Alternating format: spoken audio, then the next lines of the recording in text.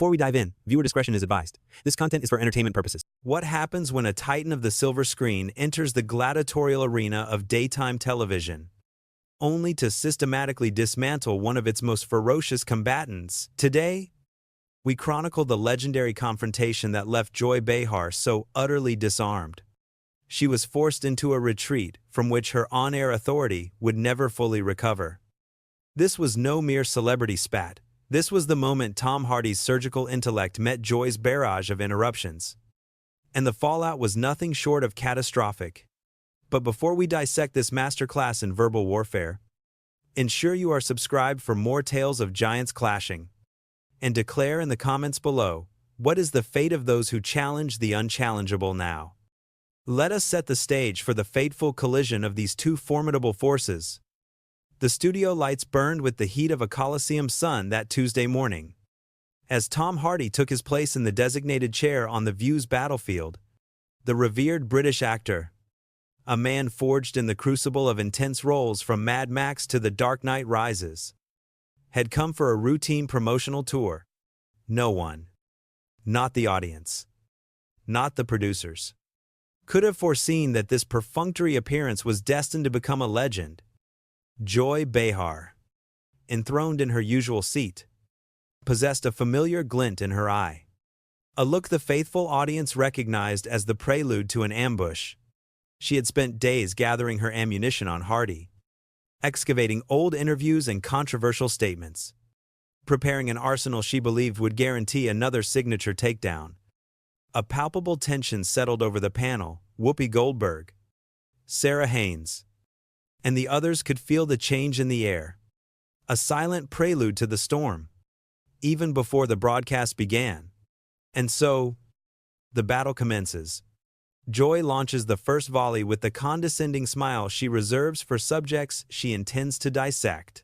Let's talk about your comments regarding method acting. You've said some pretty intense things about how far actors should go for their craft. Don't you think? She presses. That's just a fancy way of saying actors should be allowed to behave badly. Hardy leans back, almost imperceptibly, his piercing blue eyes assessing Joy with the same unnerving focus he brings to a role.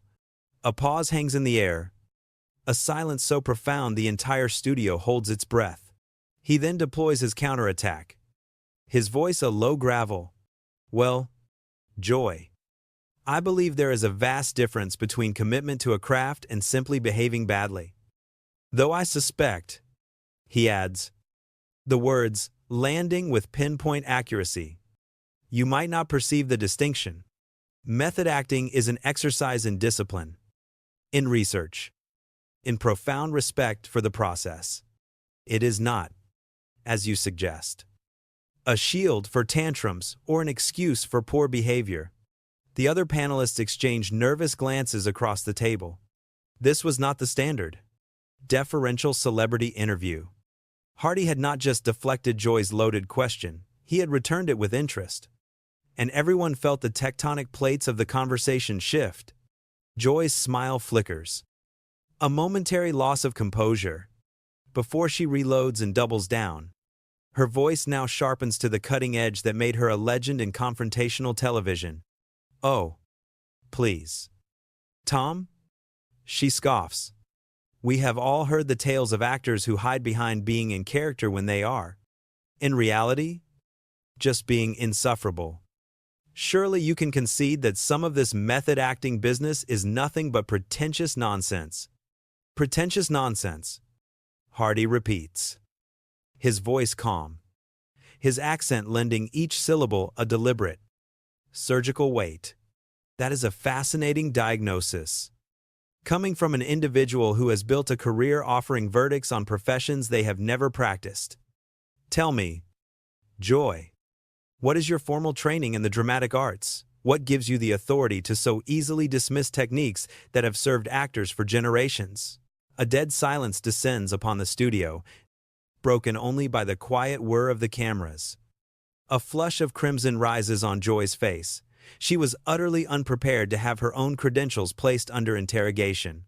She was the inquisitor, never the subject. I've been in this business for over 20 years. Joy retorts, her voice climbing in pitch, a clear signal of distress. I think I know a thing or two about what is genuine and what is merely actors being self-indulgent. 20 years of what? Precisely, Hardy inquires. His tone, one of sincere curiosity, which only makes the question more devastating. 20 years of observing from behind a desk, offering commentary, because unless I am profoundly mistaken, your own experience in performance is, shall we say, quite limited. Is it not? You have done stand-up? You have hosted. But you have never been tasked with the complete dissolution of self for a role. Have you? Whoopi makes a move to intervene, sensing the confrontation had breached containment. Now, let's not. But Joy, her pride grievously wounded, cuts her off. I don't need to have climbed Mount Everest to know that it is tall, Tom. And I don't need to be a method actor to spot when someone is using it as an excuse. Hardy's expression remains a mask of tranquility, but his composure has now taken on a predatory stillness. He is the grandmaster who has just watched his opponent walk directly into a fatal trap.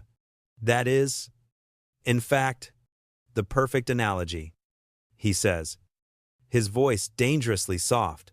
You are correct, Joy. You don't need to climb Everest to know its height, but you would need to be a mountaineer to critique a climber's technique. Would you not? You would need a deep understanding of rope work, of oxygen systems, of weather patterns. You would need actual, hard-won expertise, not merely an opinion from the base camp. Are you suggesting I am not qualified to have opinions? Joy demands, her voice now frayed with agitation. Not at all.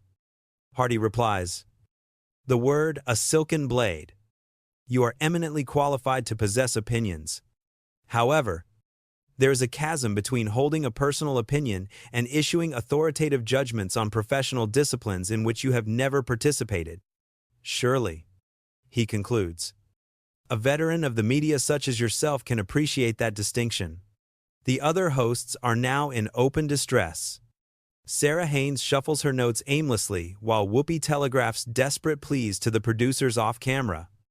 The interview has shattered its script, and Joy has lost all command of the battlefield. You know what, Tom, she says, her voice lacquered with a bitter sarcasm. I think you are proving my point perfectly. All of this intellectual posturing, she sneers. This overwhelming need to sound so profound and important. That is precisely the pretension I am talking about when I condemn method acting. Hardy tilts his head. And for the first time in this duel, a smile touches his lips. It is not a smile of warmth. It is the smile of a victor who has just been handed the enemy's sword. Intellectual posturing. He repeats quietly, Joy, I have answered every one of your questions with directness and with honesty. I have engaged your criticisms with consideration. If that is what you perceive as pretentious, then I suggest that says far more about your own comfort with substantive discourse than it could ever say about my character. The words detonate in the studio. The silence that follows thick with fallout. Joy's mouth works.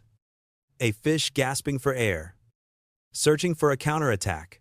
But for what may be the first time in her televised reign. She is utterly disarmed. Hardy presses his advantage. His voice a calm, steady blade. You inquired about my method. I provided an explanation. You contested that explanation. And I, in turn, questioned the foundation of your challenge. You labeled my reply pretentious. And now, he concludes, I am merely observing that to dismiss a thoughtful exchange as pretentious may reveal more about one's own intellectual arsenal than anyone else's. At what juncture in this engagement have I been anything but direct and respectful? The camera operators, like seasoned war photographers, zoom in, capturing every flicker of Joy's crumbling facade. Her legendary confidence has bled out, replaced by the stark terror of a general watching her army collapse. This is absurd. Joy stammers. The words, a desperate retreat, I am simply attempting to conduct a normal conversation. Are you Hardy Perry's? A single eyebrow, arched like a drawn bow. Because from my position, it appears you arrived on this battlefield with a pre-written history of the victor. Your objective was to brand method acting as indulgent folly.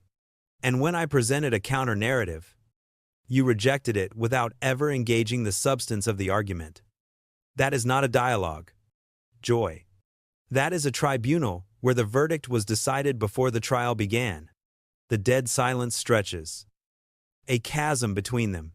Joy's face cycles through shades of crimson, and the omniscient eye can see her mind racing, scrambling for a strategy to reclaim the narrative. The other hosts shrink into their chairs, wishing for invisibility. Listen, I believe we're straying from the path. Whoopi finally ventures, a peace offering in a war zone. But Hardy is not finished. On the contrary, I believe we are precisely on the path, he states, his gaze shifting to Whoopi for a moment before locking back onto Joy. Joy posed a question about method acting. One assumes because she desired a discussion. My only aim is to comprehend her immediate hostility to the idea. Given her lack of practical experience in the craft, Joy's jaw sets like concrete. She is unaccustomed to being the subject of analysis on her own stage, and the raw discomfort radiates from her. I am not hostile to anything.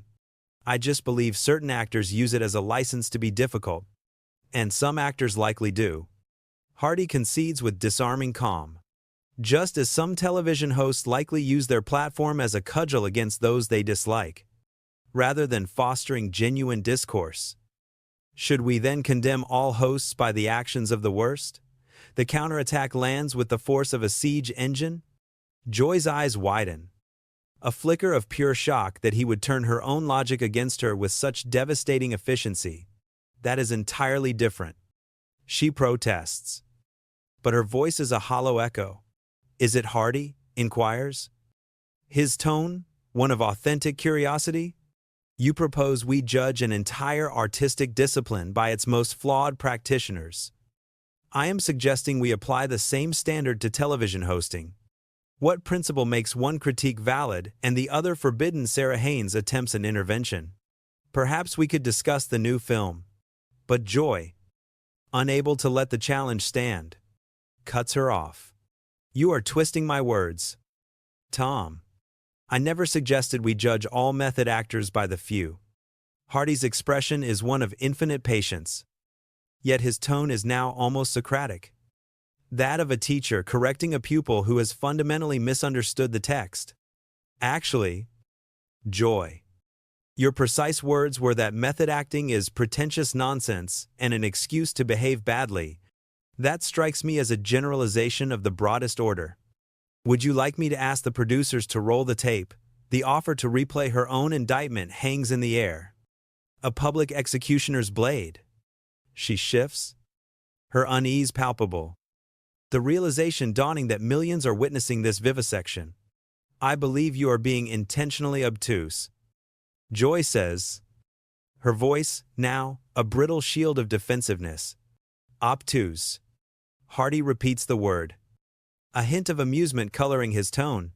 Joy, I have been nothing if not direct. You made an assertion. I questioned that assertion. You attacked my question, and I noted how that attack might be perceived. Which part of that logical sequence strikes you as obtuse? Joy is in a free fall. Her standard arsenal, the interruptions, the deflections, the ad hominem strikes is useless against an opponent who refuses to be baited, who insists on following every thread of logic to its inexorable end. You're just playing word games, she accuses. And the weakness of the charge is plain to all. Word games. Hardy's eyebrows climb higher. Joy. Words are the very currency of ideas. If you find yourself uncomfortable with their precise application, perhaps this medium is not your natural habitat. The implication that a veteran host is unfit for television is a catastrophic blow. Gasps are audible from the other hosts. Off camera, the production crew signals in frantic, silent panic. Joy's face drains of color, then floods with a furious red. How dare you? How dare you imply I don't belong here? I have been a titan of this industry longer than you have been a professional actor. Have you? Though Hardy asks. And the simple, quiet question lands with more force than a shouted accusation. I mean, what is the metric for success? Because from this vantage point, your entire methodology seems engineered to generate heat, not light. You deploy loaded questions, you silence thoughtful answers with interruptions, and you attack your guests for failing to follow your script? Is that success, or is that merely performance art? The surgical precision of the diagnosis is breathtaking. Every viewer recognizes the truth in his description of her style. And the fact that he is proving his thesis in real time makes the moment immortal? I ask probing questions. That is the work of a journalist. Joy fires back, her voice now trembling with rage. Journalists. Hardy's tone is still calm, but the word hangs between them. An indictment. Joy, when was the last story you broke? When was your last piece of investigative reporting? When did you last do anything other than broadcast your opinion on the work of others? For what the world was witnessing was not the craft of journalism. It was the spectacle of a professional provocateur. One who had forged a career from confrontation, now attempting to ambush a man who refused to be drawn into the fray. The chasm between reporting and punditry had been laid bare for all to see. And with surgical precision, Hardy had just positioned Joy firmly in the latter camp, all while she desperately clung to the credibility of the former. Whoopi, sensing the impending collapse, made one final attempt to call for a ceasefire. Tom, perhaps we should. But Joy was beyond the point of rescue. Her hubris was shattered. Her professional authority had been publicly challenged. And now she faced the agonizing, slow-motion catastrophe of losing a battle on her own turf, before an audience of millions. You know what Joy declared? Her voice climbing in pitch and volume. I don't have to sit here and be lectured by some actor who fancies himself an intellectual. Actually, Hardy countered, his voice a quiet blade. You do have to sit there. This is your program. I am your guest. You invited me onto this stage, presumably to speak about my work. And now you are incensed that I refuse to perform the part you cast for me in your script. But here is the reality. Joy, I am not an actor in your drama. This is a dialogue between two adults. And if you are incapable of handling that, perhaps the issue does not lie with me. The words landed with the finality of a knockout blow. Joy sat perfectly still, a statue of disbelief. She was visibly calculating the damage, realizing she had been completely and utterly outmaneuvered by an opponent who never raised his voice, never strayed from decorum, and never ceased treating her as a professional, even as he systematically dismantled her entire offensive. This is unbelievable, she whispered. The words meant more for herself than for anyone in the studio. What precisely is unbelievable? Hardy inquired, pressing his advantage. That someone has disagreed with you, that someone has asked you to substantiate your claims instead of merely accepting them, that someone treated your inquiries with enough gravity to provide honest answers instead of rehearsed platitudes. Which of these truths? Exactly. Do you find so difficult to believe? Joy's mouth opened, then closed, then opened again. But no sound emerged. For a woman who had built an empire on the foundation of always having a retort, the dead silence was an indictment. Hardy leaned forward, his voice softening to an almost gentle register. Joy, my purpose here was to discuss my work. You chose to pivot this into an assault on method acting. You did this, one assumes, because you believed it would create compelling television. But when I met your critique with a serious defense, you became agitated. The question you must now pose to yourself is this: do you genuinely wish to engage in conversation? Or do you merely wish to perform outrage for the sake of ratings? The question hung in the charged air, a challenge that echoed in the silent studio. Joy stared at Hardy, her breathing shallow and rapid. She was wrestling with the stark realization that she possessed no credible answer. The phrase "perform outrage for ratings" had struck the very core of her professional identity. And every single person on that set knew the blow had landed true. "That's not," Joy began, her voice faltering into silence. "I don't perform anything. I offer my sincere opinions." "Do you, though?" Hardy asked, his tone now laced with a sympathy that, for Joy, was more scalding than his criticism. "Because it appears to me that you entered this exchange with a predetermined script attack method acting. Force me onto the defensive. Manufacture some conflict for the evening's highlight reel. But when I deviated from your narrative, when I chose to address your questions with genuine substance, you grew frustrated. That suggests to me that the dialogue itself was never the objective." Joy's hands were now trembling in plain sight.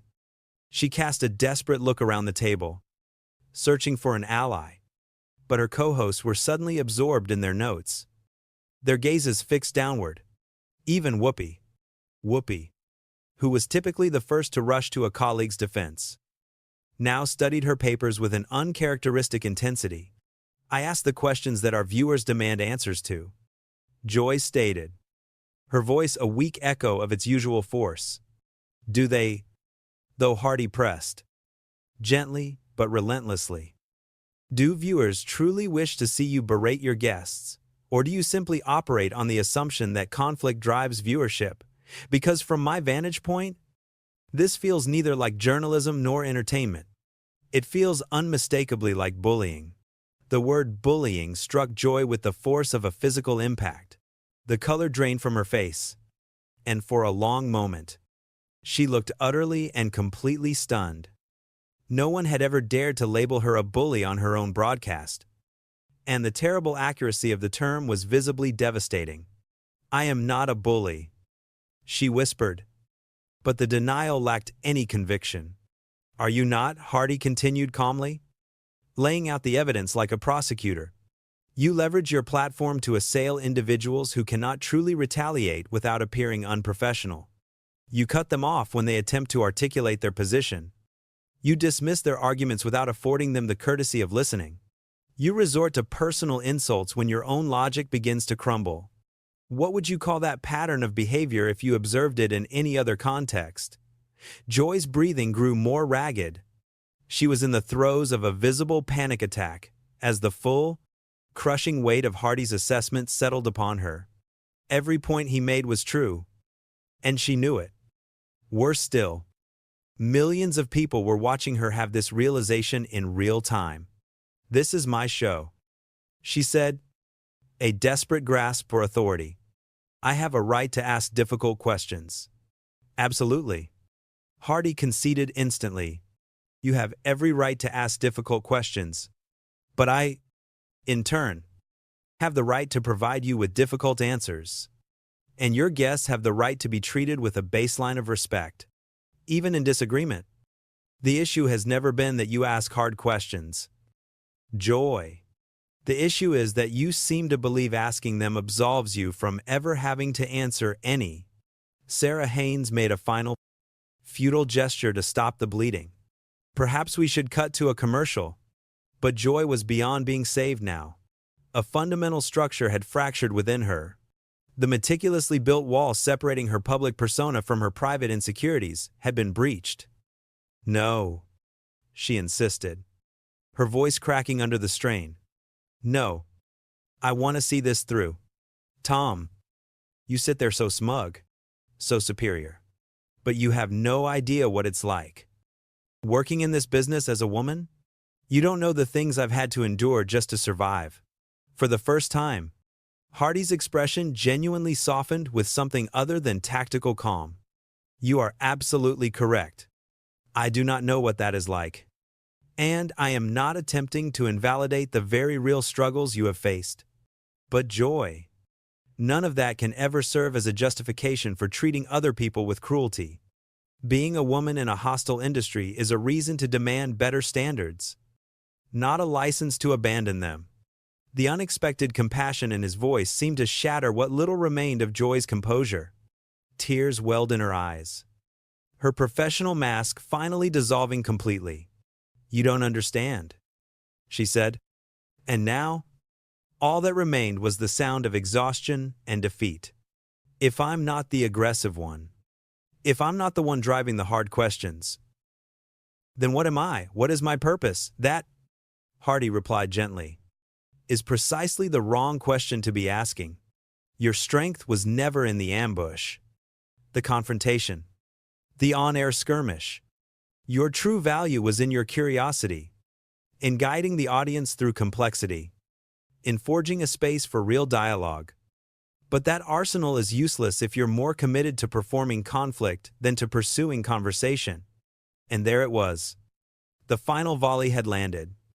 Joy's composure shattered, tears streaming freely as the unblinking eyes of the cameras recorded her fall. Her co-hosts, the Greek chorus to this tragedy, watched in abject horror. They were witnessing the live television demolition of a colleague's entire professional identity. "I can't do this anymore." Joy's voice cracks. The words, a surrender. She rises from the table. A physical concession of defeat. "I cannot sit here and pretend this is working. It's not." "Tom, you're right. You are right about every last word. And I despise that you're right. And I despise that you forced me to see it. And I despise that I have built an entire career on a foundation that I am, apparently, not very good at holding." The studio was plunged into a dead silence, the air thick and heavy, broken only by the sharp click of Joy removing her microphone. Hardy began to rise, a gesture of truce. But Joy raised a hand, halting his advance. "Don't," she commanded. "Don't you dare try to soften this blow. Don't try to be kind about it. You came here to promote your work. And instead, you've held up a mirror to me and to everyone watching, showing the world who I truly am. And the most brutal part, you did it without an ounce of cruelty. You won by simply refusing to play my game." She turns, facing the camera head-on, her makeup a casualty of war, streaked by tears. Yet her voice finds a new, chilling stability. "You know what? Viewers, Tom is right. I have been performing rage for ratings. I have been treating my guests not as people with something to offer, but as props in my own personal drama. And I am exhausted by it. I am exhausted by being the person who launches an attack on anyone who offers a thoughtful response to a legitimate question." Hardy remained standing, a statue of conflict, caught between the impulse to console her and the duty to respect her space. "Joy, you don't have to." "Oh, yes, I do." She cuts him off, her voice sharp as glass. "Because this is the first moment of truth I've experienced on this show in years, and it required a guest to dismantle my defenses to make it happen. Is that journalism? Is that good television? No. That is simply pathetic." She scans the faces of her co-hosts, then locks eyes with the camera once more. "I built a fortress around my career, brick by brick, on being the tough interrogator, the one who let no one escape. But somewhere in the battle, I forgot that the purpose of deploying tough questions is to secure valuable answers, not just to generate chaos for the spectacle." And Tom just spent the last 20 minutes demonstrating what that actually looks like. "Whoopee." Finding her voice at last, pleaded Joy. "Perhaps we should take this off camera." "Absolutely not. Whoopee.